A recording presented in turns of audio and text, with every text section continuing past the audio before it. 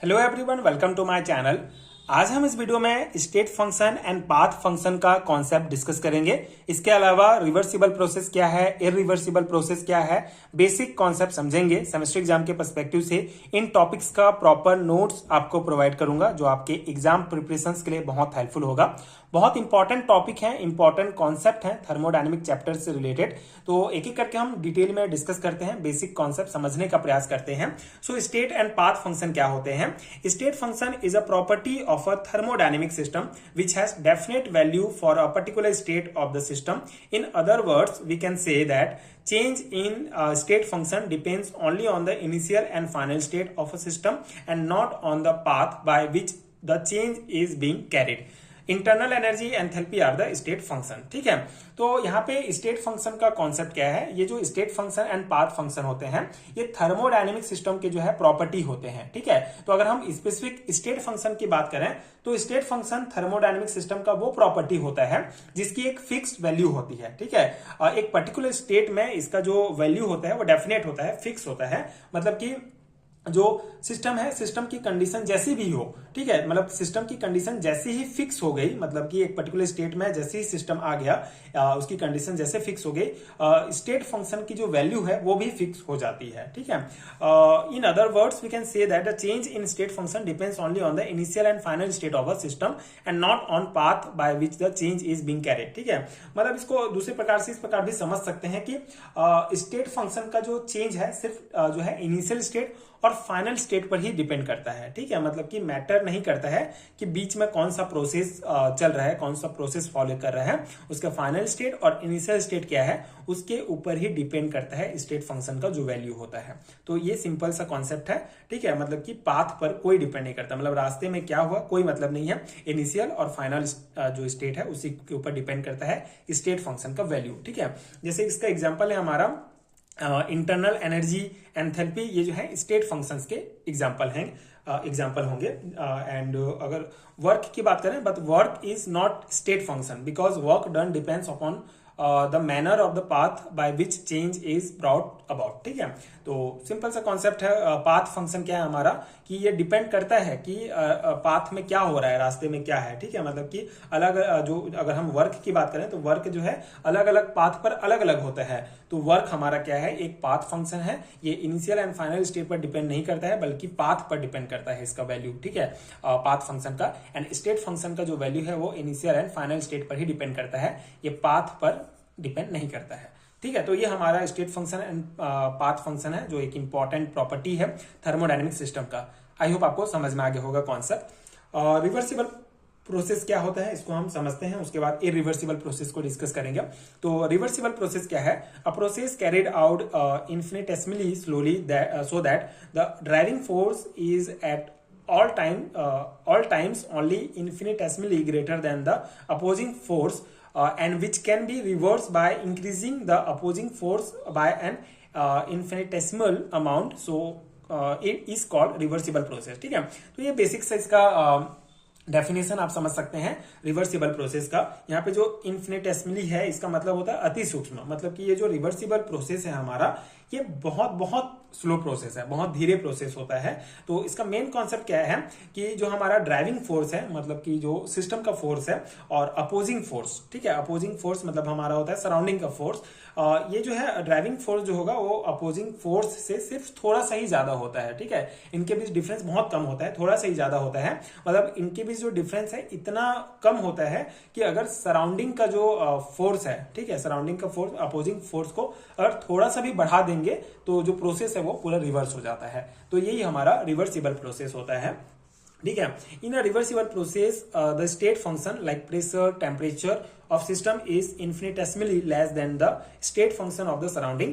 Thus, reversible process is carried out at infinitesimally slow rate, so that at every stage of it, the system remains in equilibrium with the surroundings, and if the state function of the surrounding are changed by infinitesimally small amount, it can be reversed. ठीक है, तो अब second paragraph में क्या concept कहा गया है? Same concept है कि रिवर्सिबल प्रोसेस में सिस्टम का जो स्टेट फंक्शन है, जैसे कि हमारा प्रेशर हो गया, टेम्परेचर हो गया, ये सराउंडिंग के स्टेट फंक्शन से बहुत सराउंडिंग की जो स्टेट फंक्शन है उससे बहुत कम डिफरेंस होता है, ठीक है, इनका बीच। जैसे सिस्टम का स्टेट फंक्शन और सराउंडिंग के स्टेट फंक्शन का जो डिफरेंस है वो बहुत कम होता है। रिवर्सिबल प्रोसेस जो है बहुत स्लो रेट में होता है, ठीक है, इसमें बहुत स्लो रेट में होता है, जिससे हर स्टेज में सिस्टम का जो सराउंडिंग है वो इक्विलिब्रियम में हो, ठीक है, सिस्टम और सराउंडिंग का जो इक्विलिब्रियम में हो दोनों, बहुत स्लो रेट में होता है। इसीलिए तो अगर हम सराउंडिंग का जो स्टेट फंक्शन है थोड़ा सा भी चेंज कर देते हैं, सराउंडिंग का स्टेट फंक्शन थोड़ा सा भी स्मॉल अमाउंट में, मतलब बहुत कम स्मॉल अमाउंट में भी अगर हम चेंज कर देते हैं तो ये पूरा जो प्रोसेस है वो रिवर्स हो जाता है, ठीक है। तो यहाँ पे इनका जो सिस्टम और सराउंडिंग के बीच जो स्टेट फंक्शंस हैं उनके डिफरेंस के बीच में बता रहा है कि उनके डिफरेंस बहुत कम होता है, ठीक है। Example of reversible reaction is formation of ammonia bye Haber process, ठीक है। तो रिवर्सिबल प्रोसेस का सिंपल एग्जांपल है हमारा हैबर मेथड के द्वारा, हैबर प्रोसेस के जो अमोनिया बनाते हैं वो है। जैसे यहाँ पे आप देख सकते हैं हमारा यहाँ पे जो रिएक्शन है वो अपवर्ड भी जा सकता है, बैकवर्ड भी जा सकता है, ठीक है। इसमें जो अगर कंडीशन है, जैसे कि अगर इसका प्रेशर है, टेम्परेचर है, इस स्पेसिफिक प्रेशर पे हमारा अमोनिया बन रहा है, तो इसको अगर हम थोड़ा सा भी चेंज कर देते हैं तो रिएक्शन जो है वो रिवर्स हो जाता है, मतलब अमोनिया से हमारा नाइट्रोजन हाइड्रोजन में अगेन चेंज हो जाएगा, ठीक है। तो इसलिए इसको ये रिवर्सिबल रिएक्शंस का ये एग्जाम्पल है, ठीक है। सेकेंड है हमारा इरिवर्सिबल प्रोसेस क्या होता है। So in irreversible process the state functions of system and surrounding differ by definite amount so that system and surrounding are not in equilibrium, ठीक है। तो इरिवर्सिबल प्रोसेस सिंपल है, रिवर्सिबल प्रोसेस का जो है अपोजिट होगा। सिस्टम और surrounding के जो स्टेट फंक्शन है, जैसे टेम्परेचर और प्रेशर जो होंगे उसमें एक डेफिनेट अमाउंट का डिफरेंस होता है, इसलिए जो सिस्टम एंड सराउंडिंग का जो है वो इक्विलिब्रियम में वो नहीं रहते हैं, ठीक है, are not in equilibrium. Thus, irreversible process is that which does not take place infinitesimally slowly and reversibly, for the process cannot be approached. All naturally occurring process are irreversible, ठीक है। तो जो इरिवर्सिबल प्रोसेस है हमारा वो slow नहीं होता है, धीरे नहीं होता है, फास्ट एंड सडन होता है, तो इसको रिवर्स करना जो है पॉसिबल नहीं है। और नेचर में जितने भी नेचुरली अकरिंग जो हमारे प्रोसेसेस हैं, जैसे कि हीट का फ्लो हो गया, डिफ्यूजन हो गया, डिफ्यूजन, केमिकल रिएक्शंस, ये सभी जो नेचुरली अकरिंग हमारे प्रोसेसेस हैं ये सभी इरिवर्सिबल प्रोसेस है। जैसे ये अगर हम ये हमारा एग्जांपल में जैसे सोडियम हाइड्रोक्साइड और HCl को अगर हम रिएक्ट कराते हैं तो हमारा जो है सोडियम क्लोराइड बन रहा है, ठीक है। तो ये हमारा एक न्यूट्रलाइजेशन रिएक्शन है बेसिकली। तो इसमें क्या होता है, प्रोडक्ट जो है अपने आप जो है ये रिएक्टर नहीं बनते हैं, मतलब यहाँ पे सिर्फ अपवर्ड में ही ये रिएक्शन होगा हमारा, डाउनवर्ड में नहीं हो सकता है। तो ये हमारा एक इरिवर्सिबल रिएक्शन है, ठीक है। तो ये हमारा बेसिक सा कॉन्सेप्ट है। डिफरेंस अगर हम देखें रिवर्सिबल एंड इरिवर्सिबल प्रोसेस में, तो all reversible process are imaginary and theoretical and require infinite time to complete, ठीक है। तो जितने भी हमारे रिवर्सिबल प्रोसेस हैं वो बेसिकली जो है इमेजिनरी है, मतलब कि इसको कंप्लीट होने के लिए इन्फिनिट, बहुत अनंत टाइम की आवश्यकता होती है। तो hence such process is not possible. तो जो रिवर्सिबल प्रोसेस है वो पॉसिबल ही नहीं है। अगर हम देखें तो ये एक इमेजिनरी कॉन्सेप्ट ही है। Hence such process is not possible. All the process occurring in nature and in laboratory are irreversible, ठीक है। जितने भी हम लेबोरेटरी में रिएक्शन कर रहे हैं या नेचर में जितने भी रिएक्शन हो रहे हैं सभी जो है रिवर्सिबल रिएक्शन, इरिवर्सिबल रिएक्शन होते हैं। Though reversible process are imaginary yet the concept of reversibility has proved very useful in thermodynamic, ठीक है।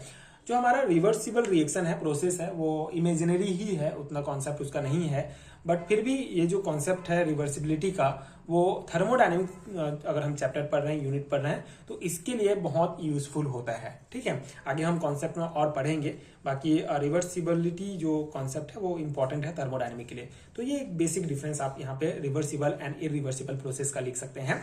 एंड ये हमारा पूरा कॉन्सेप्ट हो जाता है state function, path function and reversible and irreversible का। सिंपल से टॉपिक्स हैं, उतना बहुत भारी टॉपिक नहीं है, बट इंपॉर्टेंट कॉन्सेप्ट है। ये बेसिक कॉन्सेप्ट आपको थर्मोडायनेमिक चैप्टर से रिलेटेड पता होने चाहिए। तो आई होप कि आपको समझ में आ गया होगा। अगर आपको BSc एंड MSc लेवल के सेमेस्टर एग्जाम्स के लिए हैंड रिटन नोट चाहिए तो नीचे आपको डिस्क्रिप्शन बॉक्स में PDF स्टोर का लिंक मिल जाएगा, आप चेक कर सकते हैं। वहां से आप हैंड रिटन नोट्स डाउनलोड कर सकते हैं, जो अगेन आपके एग्जाम प्रिपरेशन के लिए बहुत हेल्पफुल होगा। एंड अगर ये वीडियो हेल्पफुल रहा हो तो आगे की वीडियोस देखने के लिए आप चैनल के साथ जुड़े रहिए। Thank you so much for watching.